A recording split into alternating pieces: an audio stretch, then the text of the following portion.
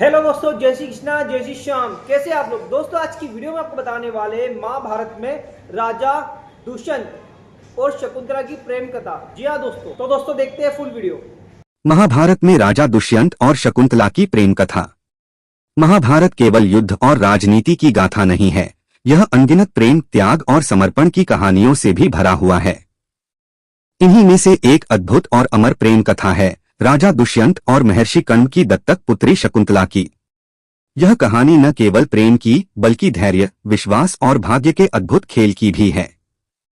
शकुंतला का जन्म महर्षि विश्वामित्र और अप्सरा मेनका की प्रेम कथा से उत्पन्न हुई थी। शकुंतला देवताओं ने एक योजना के तहत मेनका को विश्वामित्र के तप को भंग करने के लिए भेजा था।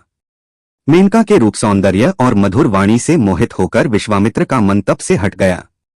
दोनों का मिलन हुआ और एक कन्या का जन्म हुआ, यह थी शकुंतला। लेकिन नियति का खेल अजीब था। विश्वामित्र अपनी तपस्या में लौटना चाहते थे और मेनका को भी स्वर्ग लौटना पड़ा। नवजात बालिका को वे गंगा किनारे छोड़ गईं। उसी समय महर्षि कण्व वहां से गुजरे। उन्होंने उस शिशु को देखा और ममताभरे हृदय से उसे अपने आश्रम ले आए। क्योंकि वह एक शकुन पक्षियों के बीच मिली थी, महर्षि ने उसका नाम रखा शकुंतला। शकुंतला का रूप और गुण। महर्षि कण्व के सान्निध्य में पली भी शकुंतला असाधारण रूपवती और संस्कारी थी। उसकी आंखों में अपार कोमलता थी और चेहरा मानो चांद की तरह चमकता था। प्रकृति से उसे गहरा लगाव था। फूलों, पेड़ों और पशु पक्षियों से वह ऐसे बातें करती जैसे वे उसके मित्र हों। आश्रम का हर जीव जंतु शकुंतला को पहचानता और उससे स्नेह करता।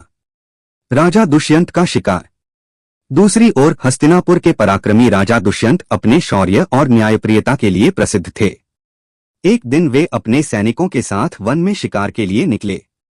हिरण का पीछा करते करते वे गहरे वन में पहुंच गए, जहां उनका दल पीछे रह गया।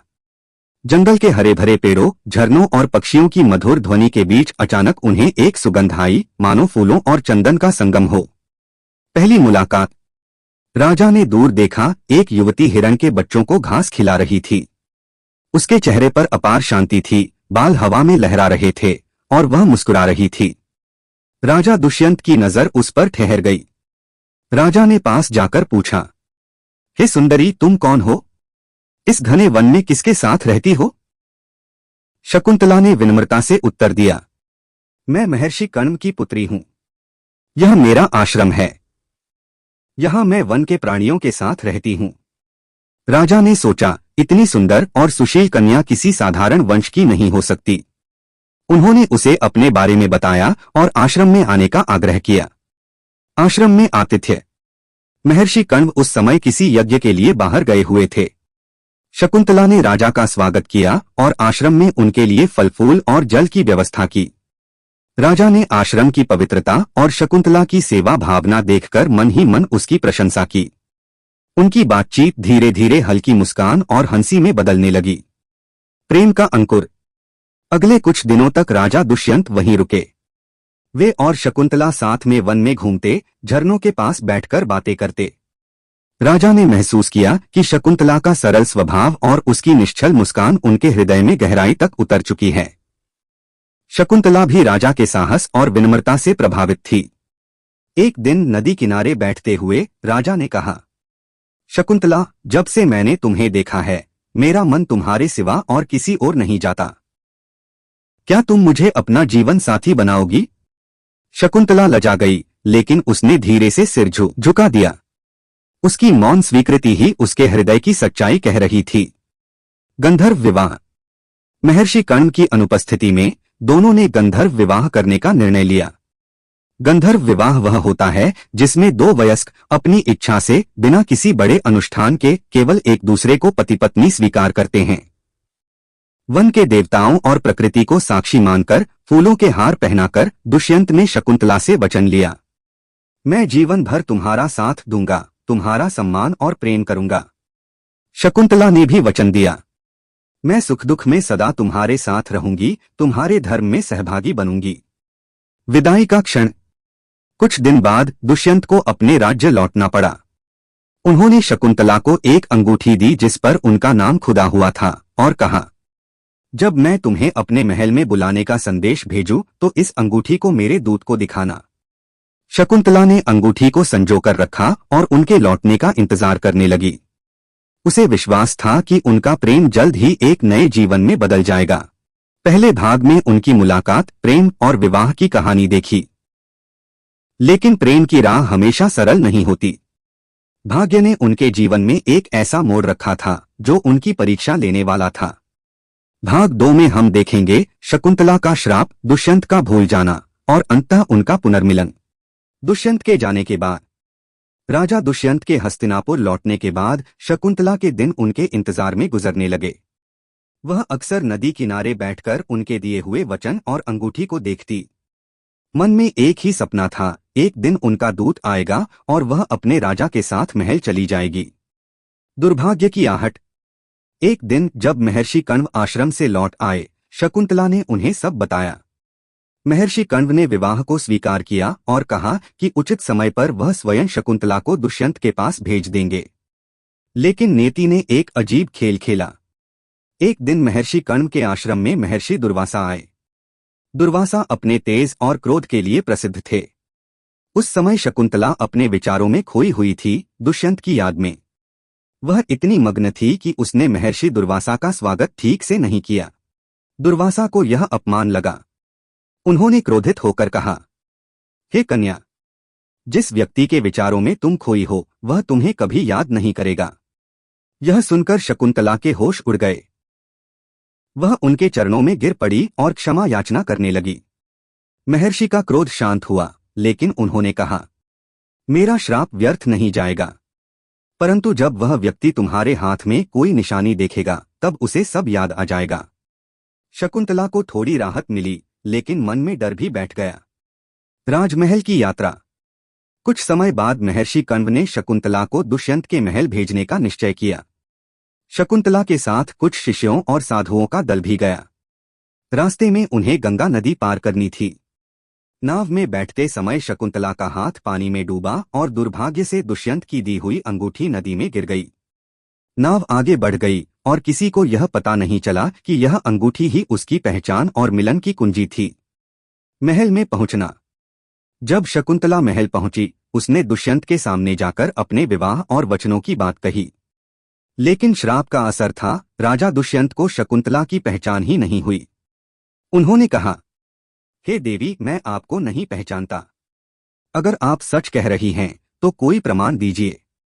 शकुंतला स्तब्ध रह गई। अंगूठी खो चुकी थी और अब उसके पास कुछ भी साबित करने को नहीं था। राजा ने मर्यादा में रहते हुए उसे सम्मान दिया, लेकिन पत्नी के रूप में स्वीकार नहीं किया।